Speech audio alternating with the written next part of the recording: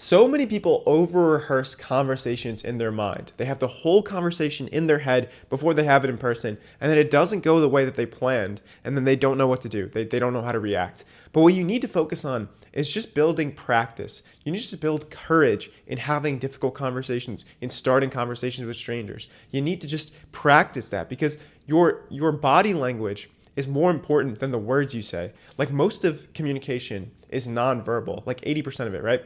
And the way to develop your nonverbal communication is by talking to people. It's by practice. It's by being comfortable in the scenario. And you become comfortable in these scenarios by putting yourself in them more consistently. Like the more difficult conversations you have, the better you will be at having difficult conversations. So a lot of times it's just like you rip off the Band-Aid. So I'll give you an example. I do stand-up comedy. Before I did stand-up comedy, my parents weren't very supportive of it. So I had to tell them like, hey, if you don't support me with this, like I won't speak to you. Which is like kind of harsh looking back. I was like, man, this was a harsh thing to say to my parents.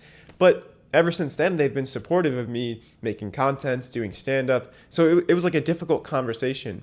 But if I just had it in my head a million times and I didn't take any action, then I'm kind of proving to myself that I'm not courageous. But the more you just rip off the Band-Aid, have the tough conversation, start the conversation with someone you want to talk to, maybe it's like a girl you want to talk to or you want to make a new friend, just start the conversation based on whatever is like around you. You could just comment on something around you, like, oh, I like your shoes. Just don't lie here, but like, oh, I like your shoes. Where'd you get them? That's way better than sitting around thinking about like, well, how the whole conversation is going to go. Just focus on whatever you're going to say first if you're going to start a new conversation. And if it's a difficult conversation that you're going to have with someone, just plan out how you feel and then adjust based on them. Don't try and rehearse the whole thing in your head. So many people, man, this is what they do because this is what overthinkers do.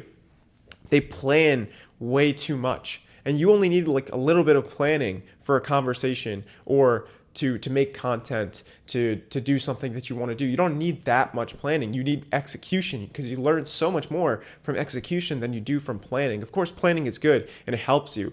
But if you're not executing, then the planning doesn't matter at all. So it's like don't over-rehearse conversations. Make sure that you're actually like having these conversations and getting practice that way, putting yourself outside of your comfort zone. Because that's really the thing. It's like the more you leave your comfort zone, the more comfortable you feel. So it's like don't stay in your comfort zone rehearsing leaving your comfort zone. No, just leave, feel more comfortable, and then do that consistently. And if you do that, then I think your conversations will improve drastically because then you're getting practice in. You're not in your head too much. That's why the term in your head exists, right? When you're in your head too much, you're not in your body. And again, 80% of communication is nonverbal. It's body language. So you need to be able to be in your body. And again, the way to be in your body, you just have these conversations over and over again. And of course, it's not going to be easy at first to have difficult conversations, start conversations with new people.